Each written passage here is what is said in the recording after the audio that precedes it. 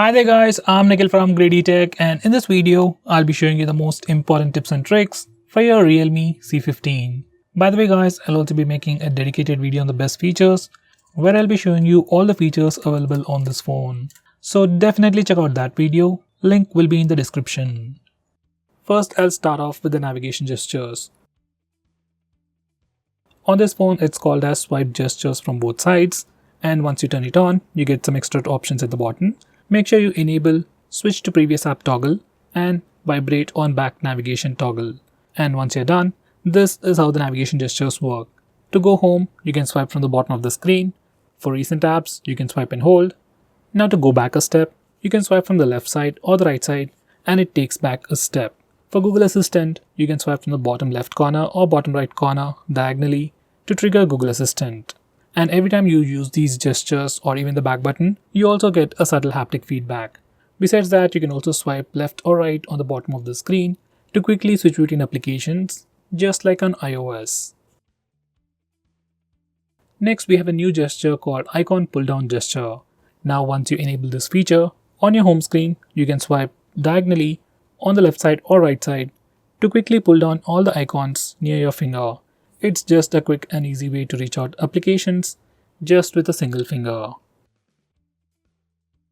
Next, we have swipe down gesture on the home screen. By default, it is set to search or global search. Once you do a swipe down gesture, you can search for application names or even contacts directly from your home screen.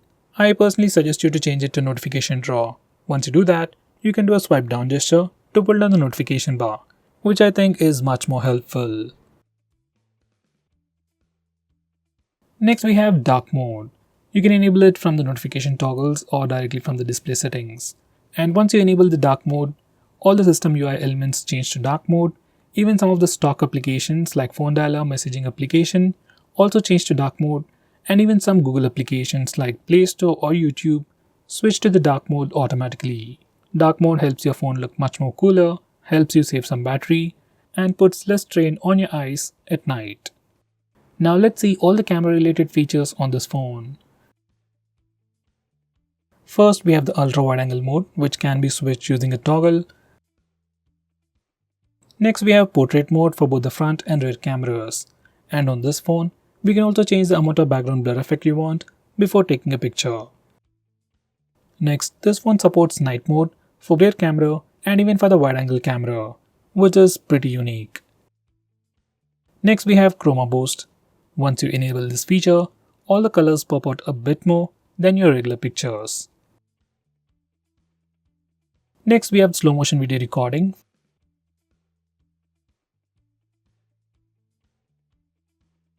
Next, this phone also has panorama mode for the front camera, where you can just twist your phone to take a wide angle selfie.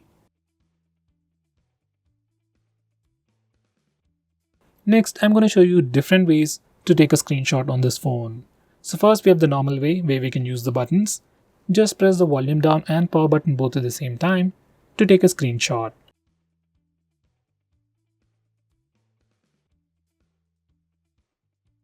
Next, we have 3-finger screenshot gesture.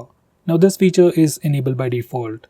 To take a screenshot, you can just swipe down using 3 fingers and your phone will take a screenshot. It's just like pressing the buttons, but instead of pressing the buttons, you just need to swipe down using 3 fingers and your phone will take a screenshot. Personally, this is my favorite way to take a screenshot. Next, I'm going to show you how to take a long screenshot. For that, first take a regular screenshot and then click on the preview. Now select scroll. Now you need to scroll the page. And once you're done, you'll get a long screenshot. Finally, we have partial screenshot. To take a partial screenshot, just place 3 fingers on the screen for a second and then slowly swipe down. Once you do that, you'll get a preview window and then take a partial screenshot. You can also resize this preview window to get an accurate screenshot. Next, we have some quick shortcuts whenever you take a screenshot. So every time you take a screenshot, whether it's with the buttons or the gesture, you get a preview on the screen and you can swipe that preview up to share that screenshot, and you can swipe it down to take a long screenshot. You can also swipe the preview to the side to dismiss it. Next, I'm going to show you how to disable lock screen magazine, or you might even call it dynamic wallpaper on the lock screen. First, here's a quick preview of the lock screen. and every time you lock your phone or every time you come to the lock screen, we see a different wallpaper. Some people like it, some people don't, especially I personally don't like it. So if you're like me and if you want to disable it, this is how you can disable it from settings. And now here's the lock screen once again, and no matter how many times you come to the lock screen, we will have a fixed wallpaper. Next, I'm going to show you some camera gestures. First, we have touch. Once you enable this feature, we can take a picture by just touching the preview screen. It works for both the rear camera and even for selfies. Next, we have the palm gesture, which only works for the front camera, and it's great for taking selfies. Just enable it and then show your palm to the front camera, and your phone will take a picture in just 2 seconds.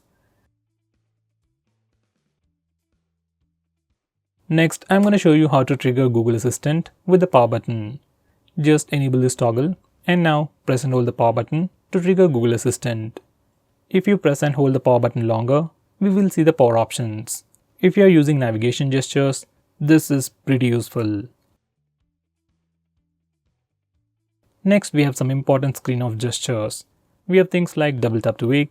We can also draw a note to open the camera application. Next, we can draw a V to turn on the flash. We also have more like music controls and custom shortcuts. But most of the time, I just draw V to turn on the flash. And to turn it off, we can press the power button. Next, we have a pretty cool shortcut to start or open split screen mode. This feature is enabled by default. Just make sure this particular toggle is enabled, and if it is enabled, you can just swipe up using 3 fingers to open the current application in a split screen mode. Some of the applications will not support this feature. With that said, most of the applications, especially third-party applications, do support split screen mode. Next, I'm going to show you digital well-being. Now this is a feature from Google and you can find it in settings. This feature analyzes your phone's usage and gives you a complete report. It shows you how many times you've unlocked your phone, how many notifications you've got, how much time you're using your phone, and which apps you're using the most. So with all this information, you can know your usage and you can also limit your usage using this feature, which is a pretty cool thing. So let's say if you don't want to watch videos on YouTube for more than 1 hour in a day, we can put up such restrictions using this feature. Next, we have wind down. This is another feature from Google which will help you sleep faster at night. Using this feature, we can schedule our phone to turn on grayscale mode and do not disturb mode automatically at a specific time. This is something I would definitely recommend you to try. Next, I'm going to show you how you can change your default apps, whether you want to change your default launcher, default browser or anything. For that, we need to first go to settings. Once you're in settings, select app management, then select default apps.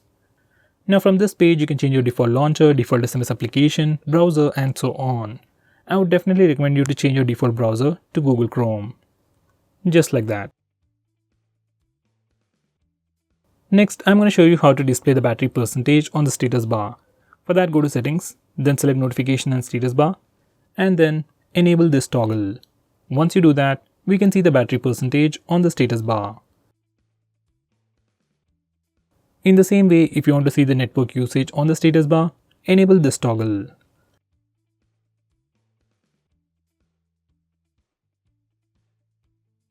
Next, I'm going to show you how to display the RAM information on the recent apps page. For that, go to settings, then select additional settings, and now enable this toggle. Once you do that, we can see the RAM or memory information in the recent apps page. Next, I'm going to show you how to record the screen on your phone. For that, first go to the toggles, and now we can start video recording just by using this toggle. Just click it and screen recording should start in 3 seconds. If your phone asks for any permissions, just grant them all. Next, I'm going to show you how to stop applications from automatically restarting in the background. For that, you need to first open Phone Manager. You can find it on the home screen or in your app drawer. Once you open it up, select Privacy Permissions, then select Startup Manager. Now from this page, we can start or stop applications from automatically restarting in the background. Personally, I'll enable this toggle for apps like Truecaller, WhatsApp or Instagram, and disable it for everything else. So guys, these are the most important tips and tricks for your phone.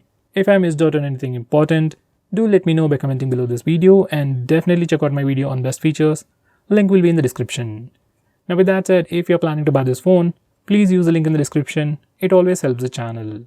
If you want us to make any specific video, Tweet out to us with the hashtag AskGreedyTech on Twitter and we will try to make it as soon as possible. I'm Nikhil from GreedyTech signing off. Have a nice day.